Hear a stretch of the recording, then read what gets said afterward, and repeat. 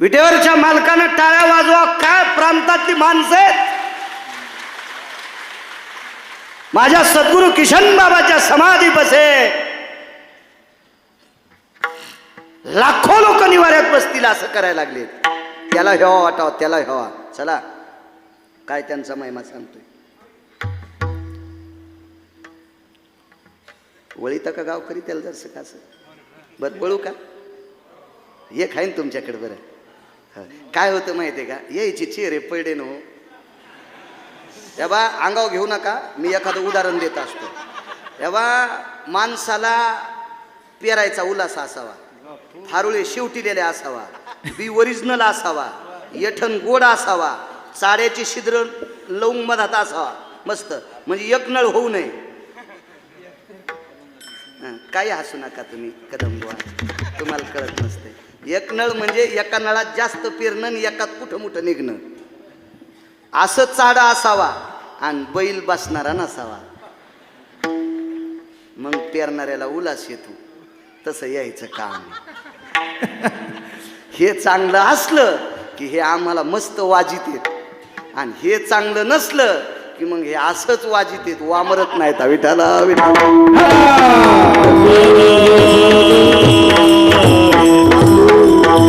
बघा, नावं घेतल्यात तुम्ही बी येत, तुम्ही बी येत. जरा लक्ष ठेवत जा. सांडी जा इथं जरा जुरा काही, तुम्ही बी येत. त्याचं नाव काय लक्षात नाही. गंगा भाऊ गेलतो त्यांच्याकडे एकदा. हो अजून आता बऱ्याच दिवस झालं भेटी नाहीत ना जाजू शेठ, त्याच्यामुळे लक्षात नाहीत काय काय माणसं. नाहीत मला खाती की गालन ना हाती की बाल लगेच कळते. हो ते पुन्हा वैकुंठवासी नामनिष्ठ मदन महाराज बेहाने ज्यांच्या कुळात जन्माला आले शेठजी. हो इथं जरासं काहीतरी रिची जा. इठाला विठाला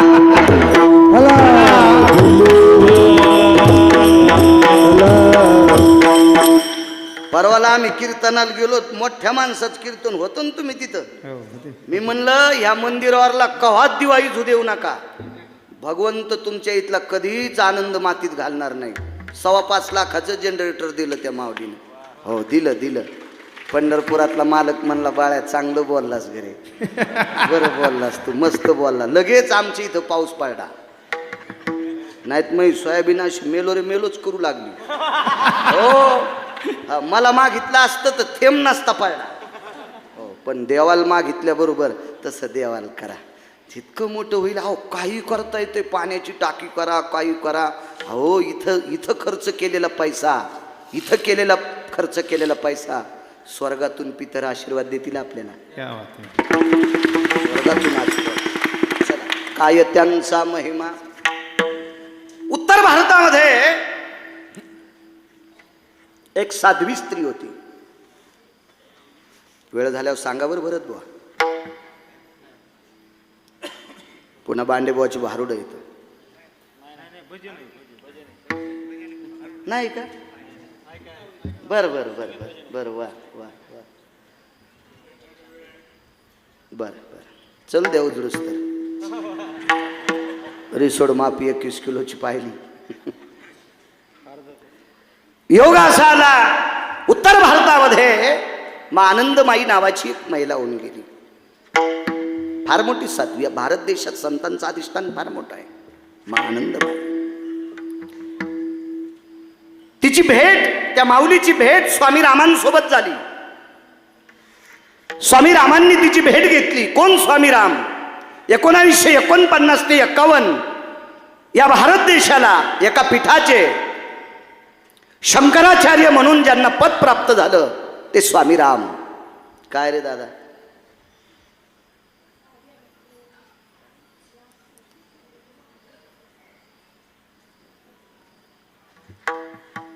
एका पीठाचे ती शंकराचार्य होती. आणि अशा परमपावन महात्म्याची भेट एका परमपावन या पवित्र देशातली माझ्या माईंनो, तुमच्यातली एक साध्वी स्त्री, साध्वी स्त्री, साध्वी स्त्री. काय झालं काय, बसान गपचीप.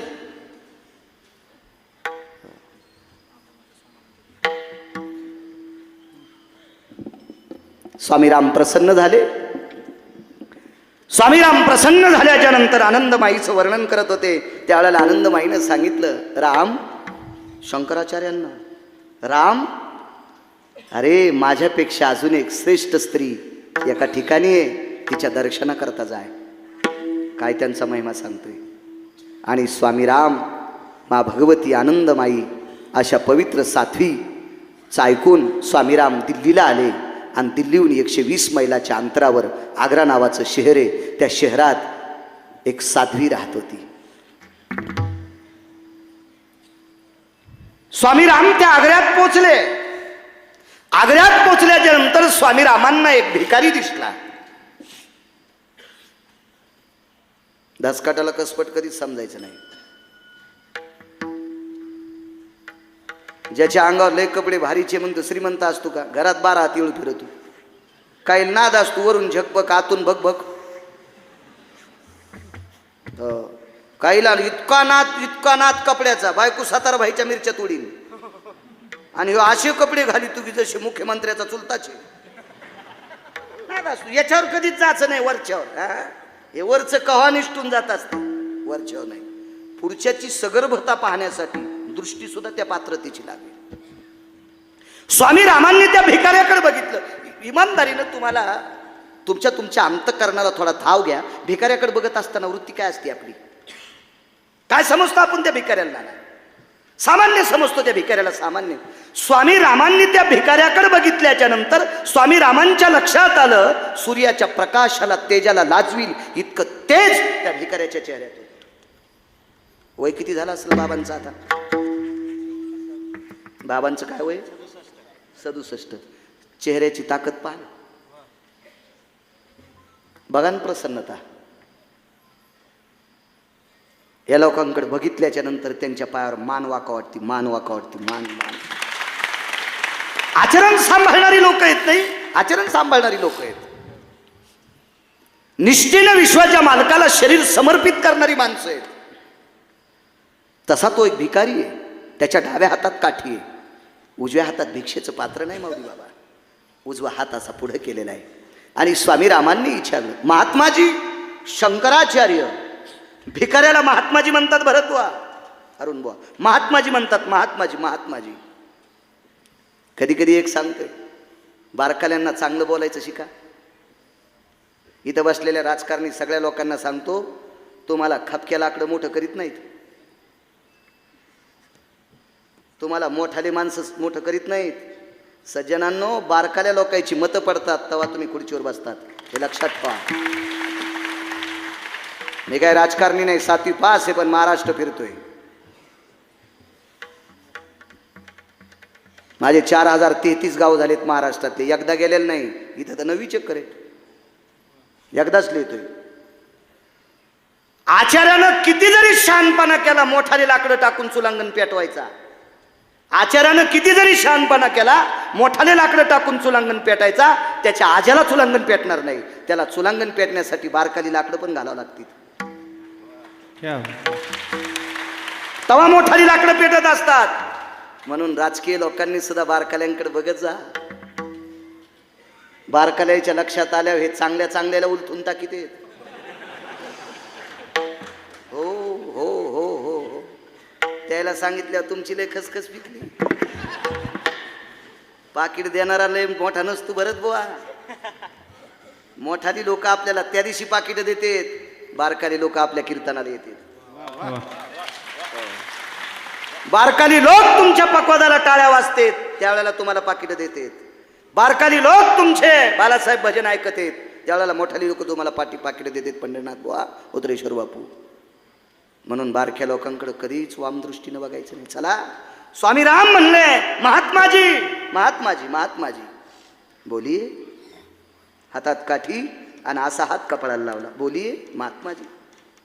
स्वामी रामांनी विचारलं. ते हिंदीत बोलत होते, मला काही हिंदी येत नाही आणि गरज नाही त्याच्यात. काय करायचं आपल्याला त्याच्यात? जिला गौऱ्या नीट लावता येत नाही तिनं धिडे करूच नाही.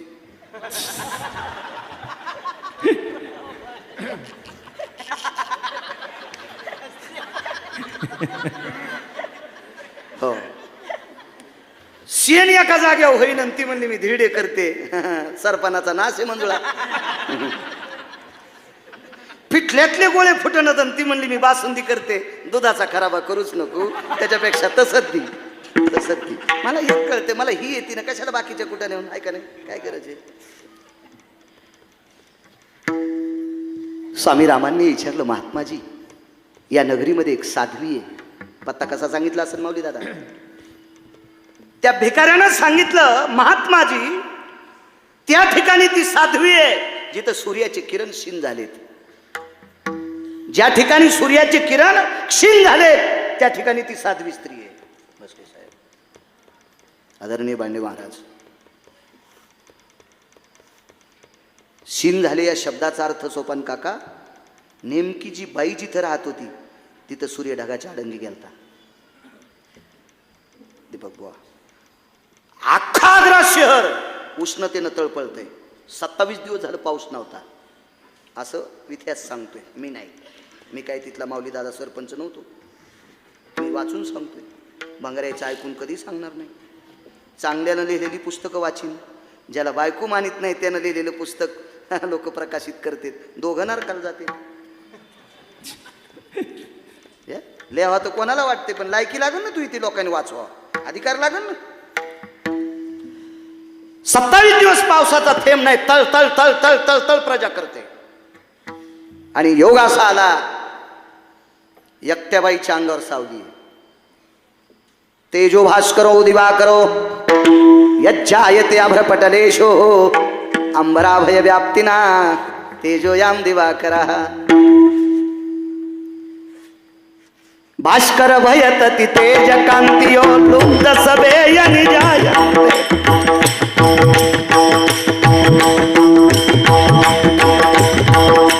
शिनस्व भयतति पुरत भयामि ध्यान कृतुं भयजायन्ते.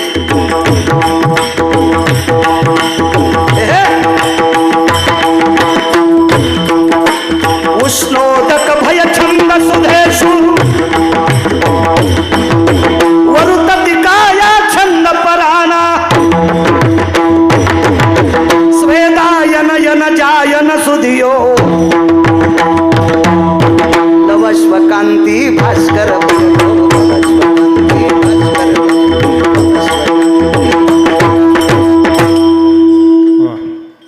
हे ताकद ज्याच्यात आहे त्याला साधू म्हणतात. साधू चांगलं वाजणार असल्यावर मला वाटतं सगळ्याच कीर्तन करायला तुमच्यासारखी भेटावं, चांगली गोष्ट. चांगल्या भट्टीतलं सोनं आहे. एकटीच्या अंगावर सावली आहे. स्वामी रामांच्या लक्षात आलं भिकाऱ्याचा दर्जा किती मोठा आहे. नाला सूर्याचे किरण जिथं थांबतात, व्यंकटराव हे भिकाऱ्याला सांगता येतो तर भिकाऱ्याला स्वामी रामांनी त्या भिकाऱ्याला प्रणाम केला. बरं प्रणाम केला भिकाऱ्याला.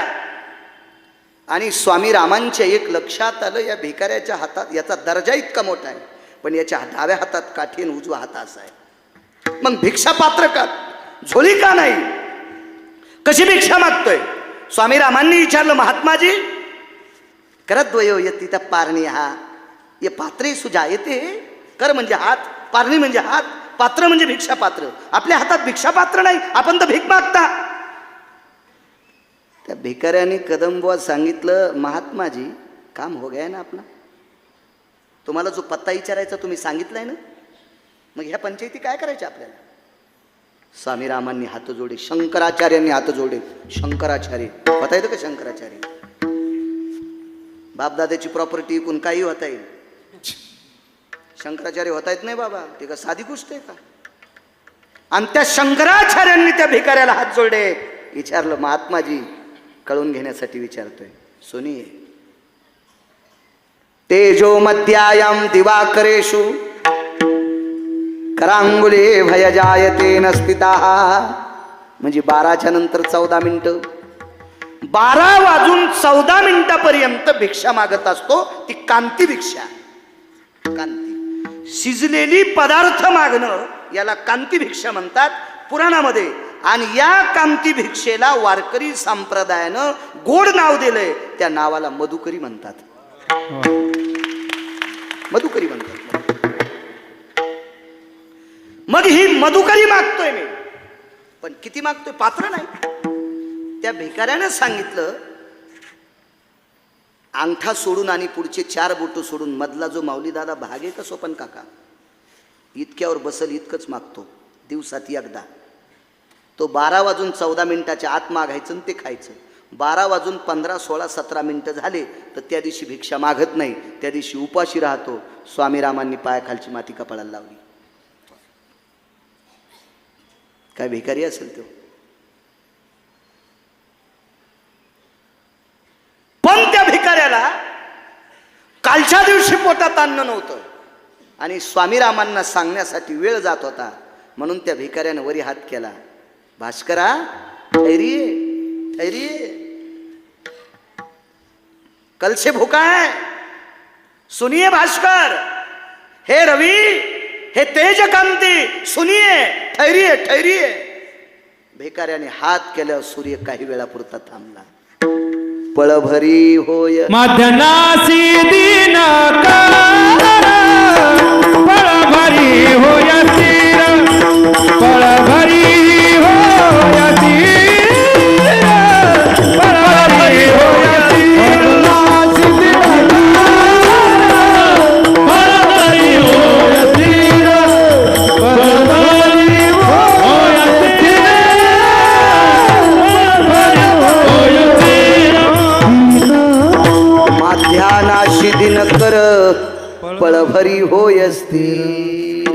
7व्या अवतारात जगदानंद कंद जगतपती भगवान प्रभू रामचंद्र जन्माला यायचे, त्यावेळेला सूर्य थांबला. त्यावेळेला सूर्य थांबला. त्यावेळेला एका कवीनं गोडस लिहिलंय. 2 प्रहरी काग सखे, 2 प्रहरी काग सखे, सूर्य थांबला, सूर्य थांबला. राम जन्मला ग सखे, राम जन्मला, राम जन्मला ग सखे, राम जन्मला, राम जन्मला ग सखे, राम जन्मला, राम जन्मला ग सखे, राम जन्मला. 2 प्रहरी काग सखे, सूर्य थांबला, राम जन्मला ग सखे, राम जन्मला, राम जन्मला ग सखे, राम जन्मला. एका कवीने गोडस लिहिलंय. पण जुन्या काळातली कवी सुद्धा पुराणाला धरून बोलत होते. माध्यानाशी दिनकर. तुम्हाला एक सांगू का, जुन्या काळातले फिल्मी सृष्टीतले गायक सुद्धा इतके सात्विक होते, इतके सात्विक होते, ते पुराणाला धरून गाणे करीत होते. पुराणा धरून गाणे करीत होते. पुराणाला गान सम्राट प्रल्हाद शिंदेचं गाणं आहे. पडर पाण्या, पडर पाण्या, कर पाणी पाणी,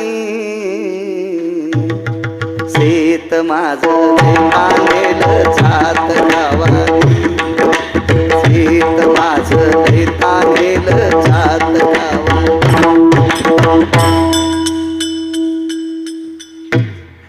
अर्थ आहे का नाही गाण्यात?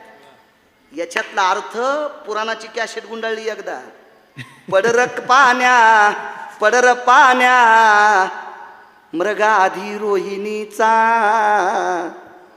पाळणार लागे भावाधी बहिणीचा, पाळणार लागे भावाधी बहिणीचा. बहिणीला लेकरू झालं की भाऊ ऋणातून मुक्त झाला. बहिणीला अपत्य झालं की भाऊ ऋणातून मुक्त होतो. माईल सांगतो, माय माझ्या खांद्यावरला भार संपला, भार संपला, माझ्या ताईला कुलदीपक झाला. हे गाण्यातल्यानं सांगावं. आणि हाताची गाणे मला काय झाल्यावानी वाटतंय.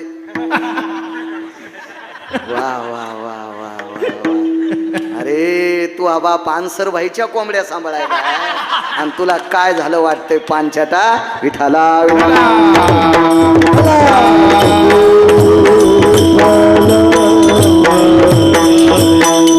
बाबा मी कुठलाही तमाशा वगैरे पिक्चर पाहिला नाही. मोबाईल आपला गरिबीचा आहे, आपल्याला चौकत नाही आणि इमानदार मोबाईल आहे. आपला मोबाईल ओरिजिनल तुमच्या आणि ब्रह्मचारी, याच्यात आगाव येत नाही, आणि आगाव येतच नाही म्हणून आगाव कोणाला जात नाही.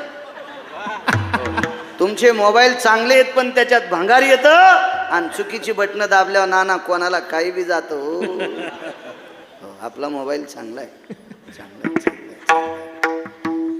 पण मला वाचायचा नाद. तमाशातले गाणे सुद्धा वाईट नव्हते. म्हणून आताच्या लोकांना देवानं चांगला सूर दिला म्हणून बासकळ गाचं नाही. वा. ज्ञानोबाराय तुकोबारायला राग येईल असं गाचं नाही. आणि आपल्या नीतिशास्त्राला राग येईल असे मंगलाष्टक म्हणायचे नाही. काय ग सखाराम तात्याची बबी आणि श्रीराम तात्याचा भाग्या, तू उलथशीन पुला खाली सोंबळ्या. नाही चूक करायची. मधुर मिलन आज लाभला सुगंध सोन्याला, लावणी फुलली अभंगाला, लावणी फुलली अभंगाला, लावणी फुलली अभंगाला. वासर येतोय. ओरिजिनल देशी गाईचे पुन्हा.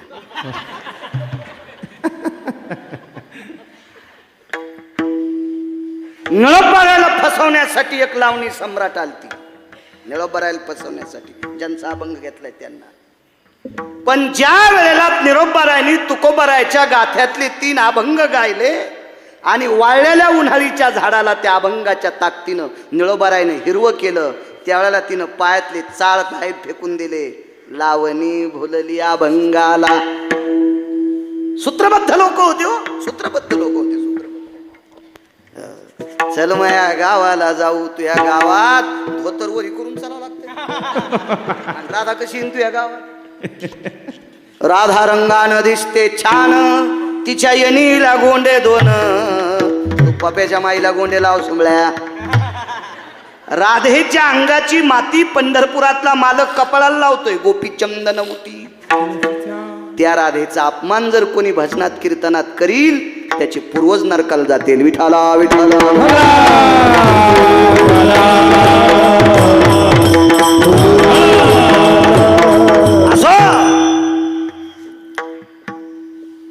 भिकाऱ्याच्या पायाखालची माती कपाळाला लावली इथपर्यंत आलतो ना. आणि स्वामीराम ज्या दिशेनं सावली आहे त्या दिशेनं पोचले. तिथे एक दर्गा होता. तिथं आज मला नाही सांगायलो मी. एक लहानसा दर्गा आहे. त्या दर्ग्याच्या बाजूला आवळीचं झाड आहे. जाईची वेल आहे. त्या काळातलं सांगतोय, आता ऐक नाही काय माहीत. जाईचा वेल होता आणि आवळ्याचं झाड. तिथं दर्गा आणि त्या दर्ग्यातली उपासक होती नाना ती स्त्री. उपासक होती. स्वामी रामांनी भिकाऱ्याची तद्रुपता लक्षात घेतली. काय त्यांचा महिमा? जिच्या डोक्यावर एकटीच्या डोक्यावर ऊन लागू नये याच्याकरता सूर्यसीन झालाय उत्तरेश्वर बापू. त्या अर्थीबाई अधिकारी आहे. पण दुःख एका गोष्टीचं वाटलं, ही दर्ग्याची उपासक आहे. दुःख काय वाटलं? माझ्यासारख्या शंकराचार्यांनी, या पवित्र भारत देशातल्या शंकराचार्यांनी दर्ग्याच्या उपासक स्त्रीला प्रणाम करावा, हे कितपत गोड आहे? शहाणी माणसं तपासल्याशिवाय खात नाहीत. शहाणी माणसं पारखल्याशिवाय कोणाला मानित नाहीत. असं अंदाजे मानणं मूर्खपणाचं टोक असते. आम्ही एकदा यात्रेला गेलो ना, एक जण म्हणला हे आमचा मुलगा आहे. आमच्या संघचं भुललं ती पोरगी देऊन टाकली. देऊन टाकली पोरगी त्याला. कसं भुललं ते? लगेच पोराचा बापले हुशार होता. अरे काय चालू आहे रे खाल्लाकडे पट्टीत? 50-60 अवताला. 50-60 अवताला म्हणजे 25 जर म्हणलं, 50 म्हणलं तर 25 आवतं आणि 60 जर म्हणलं तर 30 आवतं. 50-60 अवताला. डमणी भाकरीला आणि तमाम मोकळे.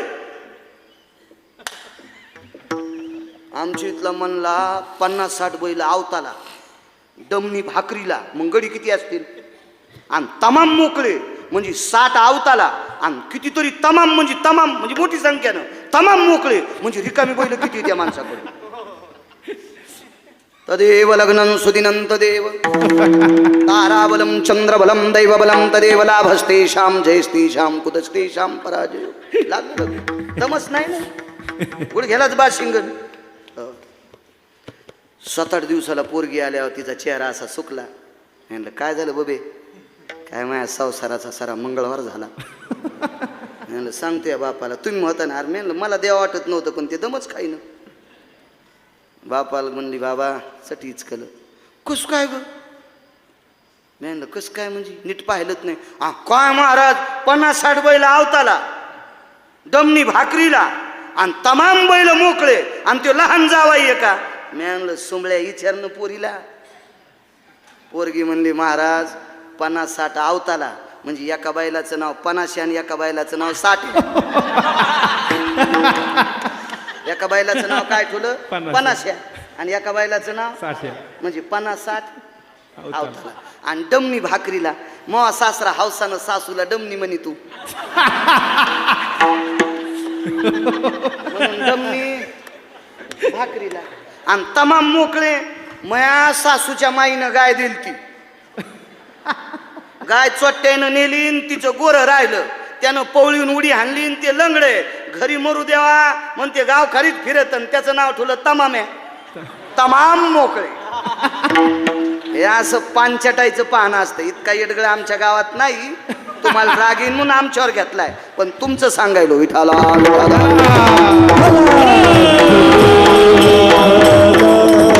आरखणारी माणसं आहे. सूर्य छाया धरतोय अधिकार आहे पण दर्ग्याची उपासक आहे. दर्ग्याची उपासक आहे. पाया कसं करू? बाईनं न पाहताच महात्म्यानं आवाज दिला बीबीजी. बीबीजी या शब्दाचा अर्थ माताजी. बीबीजी तर बाईनं माग न पाहता आवाज दिला स्वामीराम. स्वामीराम बोलिये. स्वामीरामांच्या लक्षात आलं ओळख नाही काय तरी पण बाई मला राम म्हणते. त्या अर्थी बाई अधिकारी असावा. सूर्य डोक्यावर छत्र धरतो त्या अर्थी अधिकारी आहे. पण मळमळी एक होती दर्ग्याची उपासक आहे.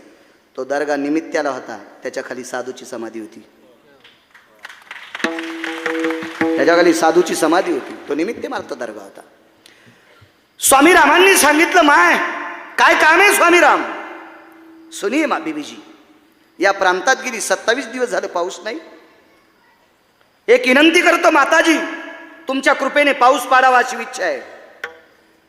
माऊली दादा माथारीनं मांडी खालचा चिमटा दिला. लोखंडाचा चिमटा वाचायचा आणि स्वामीरामांकडे फेकला. ए स्वामीराम तुला ज्या दिशेनं पाऊस पाहिजे तिकडे पाड. ते चिमटा जर मला भेटला असता तर सोयाबीन मध्ये वाजिला असता. नाही आमच्यावर घेतल्यावर लय खसखस पिकायली तुमची. तुम्ही लय तुकाराम महाराजाचे चुलते आहेत का? तुमचे तर चेहरे पाहिल्या पाहिल्या कळत आहे किती बांध कोरीतात. मी आमच्या शेतात वाजिल्या तुमच्या शेतात का नाही वाजिणार? कीर्तन ठेवतात ना तुम्ही. याच्यामुळे तर आम्हाला काळजी वाटत ना तुमची. असो स्वामी रामांना सांगितलं ज्या दिशेला पाऊस पाहिजे त्या दिशेला पाऊस पडल. शंकराचार्य होते माऊली दादा. सपन काका शंकराचार्य होते. ते शंकराचार्यांनी हातात चिमटा घेतला आणि आपल्याकडे एक देवळेकर गुरु एक अंगाच्या भोवताल प्रदक्षिणा करत असताना एक मंत्र असतो. यानी निंज सगल स्थितो भय व्याप्ती जायते मुक्ता मुक्ता सर्व स्थितो होती प्राण यत मुद मात्रेषु सर्व स्थितायाम अवडंबरा जगदा स्थितो जगद पूर्णायाम उच्चते सकल स्थिता. अंगाच्या भोवताल असं गोल फिरायचं. तर शंकराचार्यांनी चिमटा वाजून असं गोल फिरले. 1.5 तासाकरता 14 पाऊस पडला. दृष्टांत संपला. स्वामी आनंदमाई साध्वी आनंदमाईने स्वामी रामांना सांगावं त्या आग्र्यातल्या साध्वीकडे जाय. आग्र्यातला भिकारी दिसावा तो सूर्य थांबवतोय. आग्र्यातली साध्वी दिसावा तिच्यावर सूर्य सावली धरतो. आणि त्या साध्वीचा चिमटाही तितका अधिकारी. चिमटा अधिकारी असेल पण हा चिमटा ठराविक लोकांच्या हातात गेल्यावर पाऊस पडत होता. भंगिऱ्यानं वाजिल्या धोपण नाही निघायचं. धोपण नाही. पण शंकराचार्य 1949 ते 51 2च वर्ष शंकराचार्याचं पद स्वीकारलं बाबा. आणि 2 वर्षाच्या नंतर राजीनामा देणारा या भारत देशातले स्वामी राम यांनी चिमटा गोल फिरून वाजिल्याबरोबर 27 दिवस पावसाचा थेंब नव्हता. या महाराष्ट्राच्या या पवित्र भारत देशातल्या संतांनी चिमटा वाजिल्याच्या नंतर पाऊस पडतोय. म्हणून मालक पहिल्या आयतांचा महिमा वर्णू वारंवार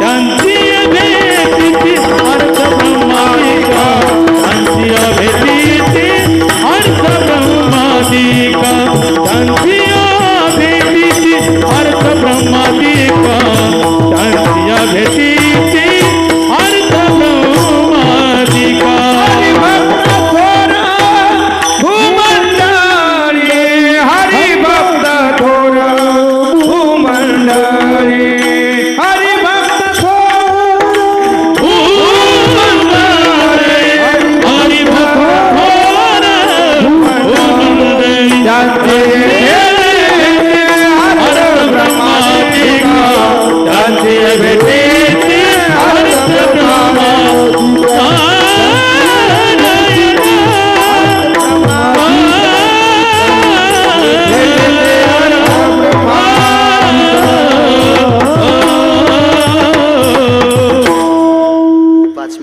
पुरावा सांगतो. कदंबा कसं असते, कधी कधी धकून घ्यायचं असते. कमी तेलात जी बाई भजी चांगले तळी ती का तिला सुगरण म्हणतात. चलत राहत.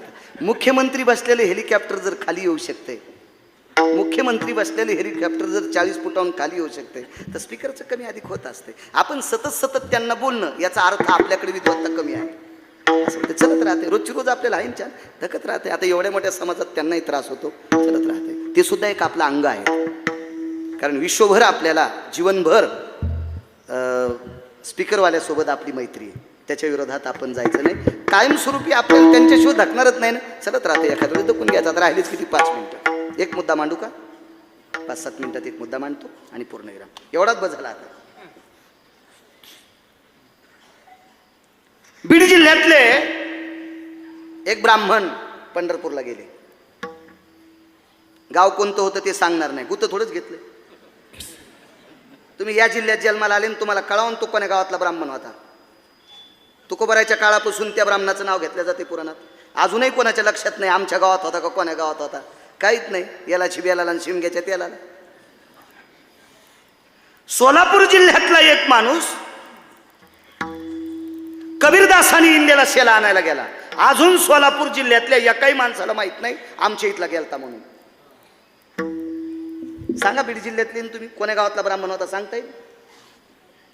इथून सुरुवात आहे. चला मी थोडं गुत्त घेतलं. टाइम तर झाला आपला 8:30 ते 10:30. ही आता फक्त किसन बाबाची नवनाथ बाबांची सेवा आहे. पुढची 10 मिनिटं देवी नानानं कानात हाणला पेच. या जिल्ह्यातला ब्राह्मण शास्त्रपंडित, वेदांतिक, पुराणिक सगळ्या तिन्ही गोष्टीनं करतल विद्वत्ता. आणि पंढरपूरला गेला एका कामासाठी.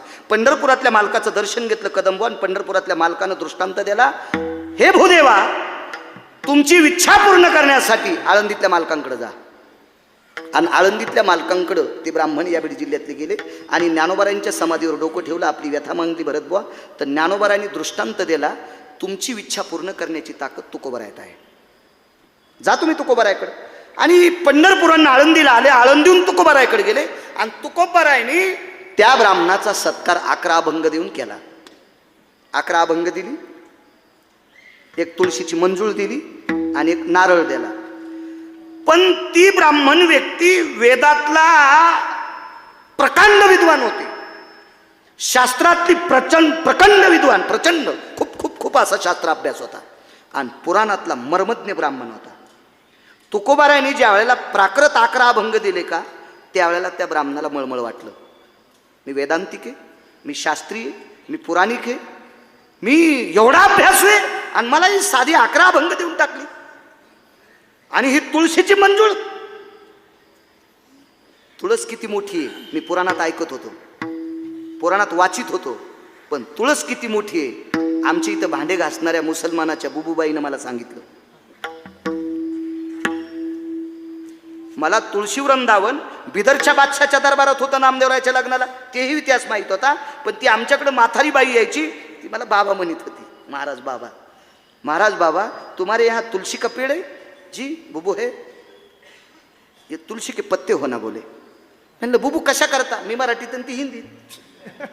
बुबू ये टीवी पे रेडियो पे बातें कर रहे लोग, ये तुलसी के पत्ते पानी में डाल के उबाल के पानी पीना, कोरोना नहीं होता जी.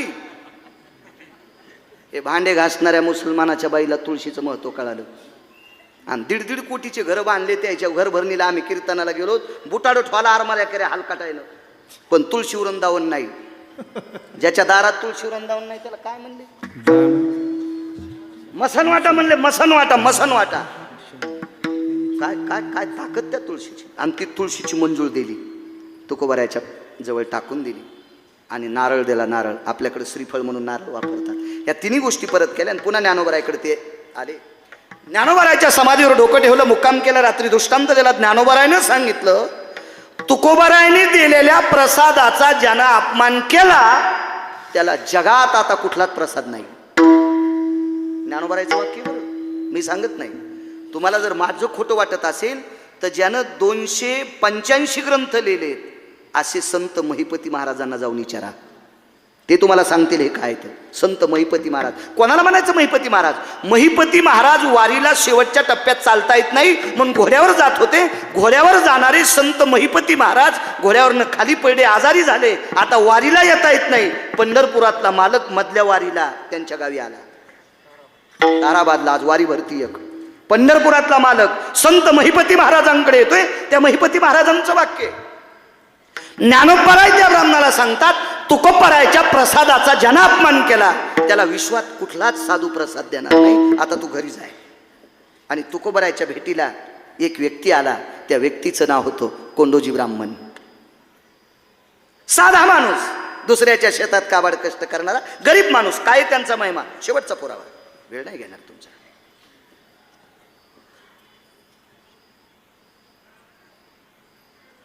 आणि मग तुकोबरायच्या चरणावर साष्टांग दंडवत घातला. तुकोबरायांनी प्रणाम केला. भूदेव आहात आपण? जी. काय नाव आपलं? कोंडोजी नाव आहे. काही शास्त्राभ्यास? काही नाही. पुराणाचा अभ्यास? काही नाही. वेदाचा अभ्यास? काही नाही. गळ्यात जानवा आहे, तुळशीची माळ आहे, गोपीचंद कपाळाला लावतो, संध्येचे तेवढे मंत्र येतात, 3 टाइम संध्या करतो. याच्या व्यतिरिक्त काही नाही. काबाड कष्ट करतो. मिळालेल्या कष्टातून जे द्रव्य मिळेल त्याच्यावर पोट भरतो. मी असा ब्राह्मण आहे. ह्या कालच्या ब्राह्मणांनी वापस केलेली 11 अभंग तुकोबरायांनी त्याला देऊन टाकली. 11 अभंगाचा कागद हातात घेतला. डोळे भरून आले. महाराज, मला वाचता येत नाही हो. कशाला देताय 11 अभंग? एखाद्या डोळस वाचणाऱ्या हुशार विद्वान व्यक्तीला देऊन टाकाय अभंग. मला कशा करता देता? मला वाचता येत नाही, मी अनपढ आहे. तुकोबरायांनी पाठीवर थाप टाकला. कोंडोजी, ज्याला वाचता येते त्याच्या हातात कागद द्या आणि त्यानं वाचिल्यावर तुम्ही नुसतं ऐका. माऊली दादा तुळशीची मंजूळ देऊन टाकली. हातात पडल्याबरोबर खाऊन टाकली. तुळशीची मंजूळ हातात पडल्याबरोबर खाऊन टाकली. हे का वारकऱ्याचा प्रसाद आहे, खाऊन टाकली. आणि वरतून नारळ देऊन टाकला. गरीबाला नारळ. तुकोबरायाने सांगितलं, कोंडोजी नारळ फोडा. नारळ फोड्यावर मध्ये प्रसाद निघतो, पण याच्यात निघणारा प्रसाद तुमचं मोडकं घर नीट करा. याच्यात जो प्रसाद निघेल का, तुमचं मोडेलं घर बांधा. तुमचं घर बांधून पैसे उरतील इतका याच्यात प्रसाद आहे. दृष्टांत ऐका सज्जनांना. तुळशीची पानं खाल्ल्यामुळं ब्रह्मकन्येची कृपा झाली सरस्वतीची. तुळशीची पानं खाल्ली कदंबा, ब्रह्मकन्येची कृपा झाली. 1 अभंग वाचिले, दुसऱ्यानं वाचिल्याच्या नंतर ऐकिले, शास्त्राची वेदाची पुराणाची कृपा झाली. नारळात काय निघलं माहिती? अहमदाबादचा एक सोनार होता. वाची जा खपक्या मोबाईल येत नाही भितडासारखे. हलकाटायला काय 3-3 वाजता तरी चॅटिंग करता. काल कुठं गेलता? तो मसनात गेलता, तुला नेणार आहे उद्या. काय काय काय जे अहो नालायकाला चॅटिंग करून, अहो 60-65 वर्षाची जिंदगी आहे, नालायकासाठी आपण खर्च करायची. शास्त्र वाचा. राजकीय क्षेत्रातला कोणी असन, मोठी लोक कसे होतात, राजसूत्र वाचा. वैद्यकीय क्षेत्रातला असन त्यानं ते सूत्र वाचा. आपल्या लोकांनी गाथा वाचा. तुमच्या लोकांनी चांगल्या लोकांची बोल वाचा. या मागच्या लोकांनी बोधेबाबांसारख्यांच्या चाली वाचा. विश्व डोक्यावर घेऊन नाचल, विश्व डोक्यावर घेऊन. आमचं एक पाहुणं पकवादाला लाकूड म्हणलं. आमचा एक पाहुणा पकवादाला लाकूड म्हणला. देवानं इतकं धुपन काढलं की जाळायला घरी काहीच नाही ठेवलं. ह्या पकवादानं तुम्हाला डोक्यावर घेतलंय. कदमबुवा, भरतबुवा, ह्या पकवादाला तुम्ही प्रत्यक्ष ज्ञानोबराय तुकोबराय मानायचं. ह्या पकवादाला प्रत्यक्ष शंकर, प्रत्यक्ष विटेवरचा मालक मानायचंय. कारण हे मृदंग नावाचं वाद्य, पकवाज नावाचं वाद्य माझ्या काशीतल्या मालकानं आरक्षित केलंय. वाद्य 167 होते माझ्या वाचनातले. 167 वाद्य होते. त्याच्यातलं हे वाद्य काशीतल्या मालकाने भजन क्षेत्रात आरक्षित केलं. भजन तर त्यांनीच केलं. भजन करी महादेव. हा, पक्वाद त्यांनीच आणला. इंद्राला सांगितलं तू वाजी जाय आता. तुमच्या अगोदर, सगळ्याच्या अगोदर इंद्राने पक्वाद वाजीला. भजन शंकराने केलं, नारदांनी केलं, तुंबराने केलं. आणि भजन करण्यासाठी वारकरी संप्रदायाची स्थान स्थिती लागती. म्हणून एका जनार्दनी वैष्णव शिरोमणी महादेव या मासाला भगवान शिवशंकराचा अधिष्ठान असतो. श्रावण मासाला भगवान शिवशंकराने आपल्यावर कृपा केली माऊली दादा. म्हणून आपल्याला कीर्तन, प्रवचन, भजन, मृदंग सगळं ऐकायला भेटतंय. ही शिवजींची कृपा आहे. शिवजीं पैठणच्या मालकांचं वाक्य. अहमदाबादचा एक सोनार आहे. त्या सोनाराच्या जीवनात प्रपंचात एक अडचण होती आणि कुणाचं तरी ऐकून तो सोनार आळंदीला आला आणि ज्ञानोबारायच्या समाधीवर डोकं ठेवलं. डाके नाना डोकं ठेवलं आणि ज्ञानोबाराय पुढे व्यथा मांडली. भाऊ व्यथा मांडली, व्यथा मांडली. आणि ज्ञानोबारायांनी स्वप्नात दृष्टांत दिला, कल्याण मस्तू.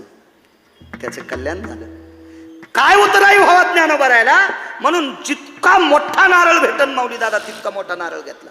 सोपन काका तेवढं मोठं नारळ घेतलं. शेंडी काढली नाही, खिळा घेतला, सळई घेतली, त्याच्या नारळात घातली, पाणी आणि मधलं खोबरं काढलं आणि त्याच्यात हिरे माणिक टाकले आणि कणिक लावून बंद केलं. ते नारळ ज्ञानोबारायच्या समाधीवर ठेवलं. आणि ज्ञानोबारायने अहमदाबादच्या सोनाराला सांगितलं, हे नारळ समाधीवरलं उचल आणि तुकोबारायकडे नेऊन दे. अगोदरच्या बीड जिल्ह्यातल्या ब्राह्मणाला दिलेलं हेच नारळ होतं. अगोदरच्या बीड जिल्ह्यातल्या ब्राह्मणाला दिलेल्या ह्यात तुळशीच्या मंजुळा होत्या. अगोदरच्या बीड जिल्ह्यातल्या ब्राह्मणाला दिलेल्या हेच 11 अभंग होते. नाकारले. कोंडोजी नावाच्या सात्विक सदाचारी गरीब ब्राह्मणांनी ते 11 अभंग स्वीकारले, मंजूळ खाऊन टाकली. ते नारळ फोडल्याच्या नंतर वाडा बांधला आणि 11 अभंगाची ताकद किती होती कदंबवा. एवढी विद्वत्ता फलित झाली, एवढी विद्वत्ता फलित झाली. या भारत देशाला लाभलेलं राजकीय क्षेत्रातलं 5वं रत्न, पहिलं रत्न कृष्ण, दुसरं रत्न विदूर, तिसरं रत्न कनक, 5वं रत्न छत्रपती शिवाजी महाराज. या भारत देशाला लाभलेला आई लेकरावर जितकं प्रेम करते, वात्सल्या ततच सिंधुस्तते वचा. सागरापेक्षाही व्याप्ती अंतकरणात ज्याच्या मोठी होती, रयतेचे राजा छत्रपती शिवाजी महाराज. आणि या 5वा राजा, या राजातल्या देवघरातली देवपूजा करायचा मान कोंडोजीला भेटला. एक सामान्य माणूस, पण तुकोबारायांनी दिलेल्या 11 अभंगाची ताकद, तुकोबारायांनी दिलेल्या नारळाची ताकद आणि तुकोबारायांनी दिलेल्या तुळशी मंजुळाची ताकद, रयतेचे राजा छत्रपती शिवाजी महाराज यांच्या देवघरातला पूजा करायचा मान कोंडोजींना प्राप्त होते. ताकद कोणाची आहे? तुकोबारायाची. काय त्यांचा महिमा, काय त्यांचा महिमा,